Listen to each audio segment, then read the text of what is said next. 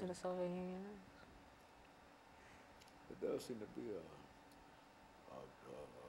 But did you know that the Soviet Union was created, like the big professed idea was everybody gets equal rights and like everybody's just equal. Nobody's like different. Everybody has equal opportunities and equal rights and equal property and stuff. A lot like more like political figures than you'd actually think like really agree with that. And an autocracy is where just one person just rules everything. And a lot of people agree with that too. A lot of people try to instill that in their countries or whatever. Putin is that Putin or Putin. Trump? No, Putin, Putin is a Russian man. I mean, he probably is. Yeah, no, he is. You know, all Everything you said about the Russian Revolution, the autocracy and all of that, that applies directly to Mr. Putin. and Lenin. And yeah, of course.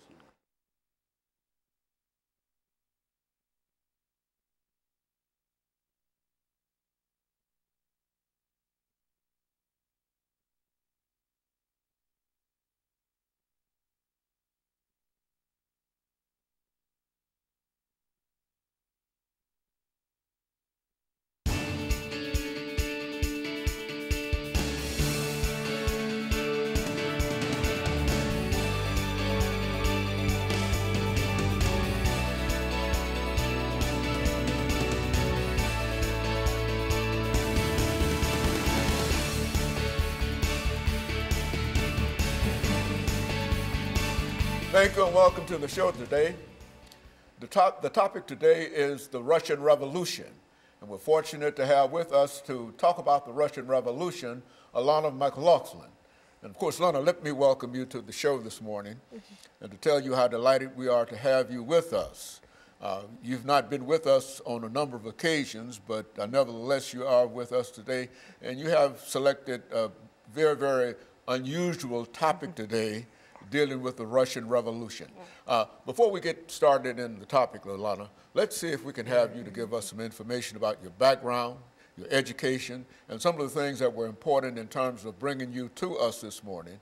And by that time, we should be out of this first 6-minute segment, and then we'll have an opportunity to dive directly into the Russian Revolution. Let's do it from that perspective.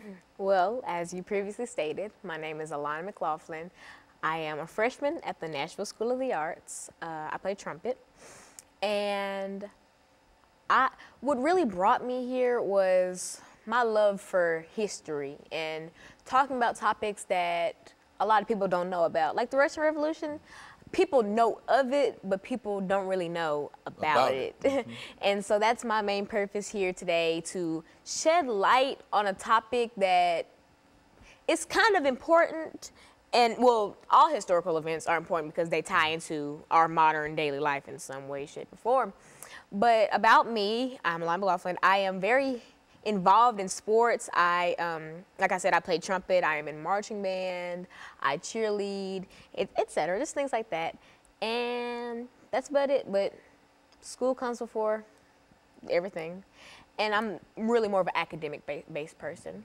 So that's very good. So let's look at the so-called Russian Revolution, Lana, and give us sort of an overview in terms of the kind of information that you're going to give us this morning dealing with this very, very important historical event.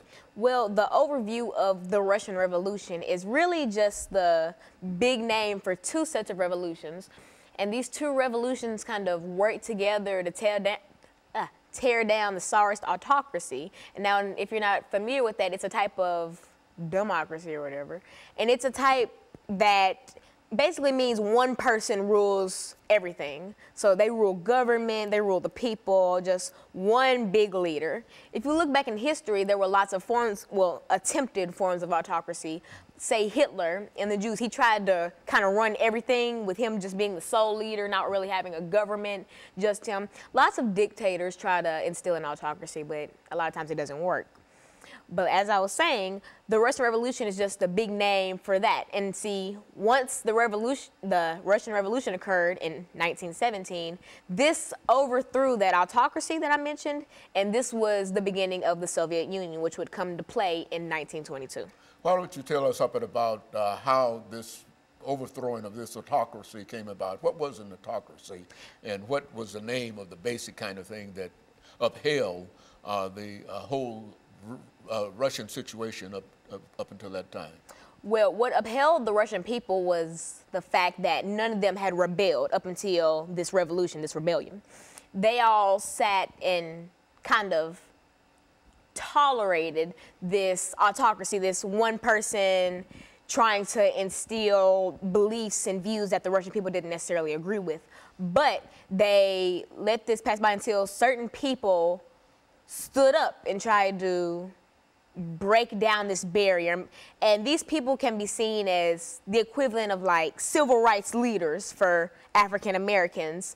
As we know, civil rights leaders tore down the barrier of segregation and things like that. And they helped bring equality for their people, as the people who stood up for the Russians did. And there's so many people, more than I can name, that stood up and fought this. But in the end, these people stood up, and that's how the part one of the revolution started. Because, like I said, there was two revolutions. They both occurred in 1917, though.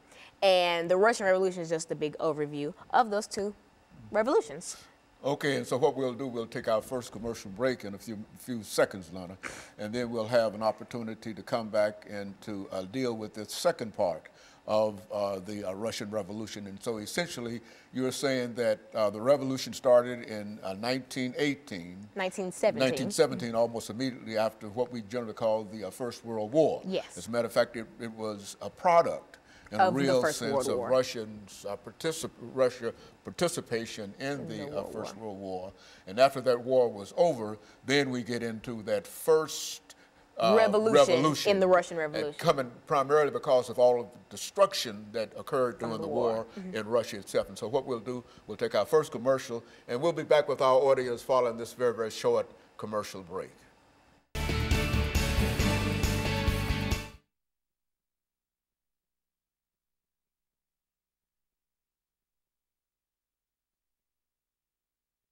Why it would never survive somewhere like like America and stuff like that. And then after that, I'm just going to like comparing dictators and stuff.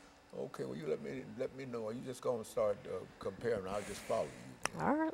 Okay, well, I'm just trying to get a pace to it and get a voice level and a depth to it. Okay. You make it go that way, and because it bring you out in reference to it.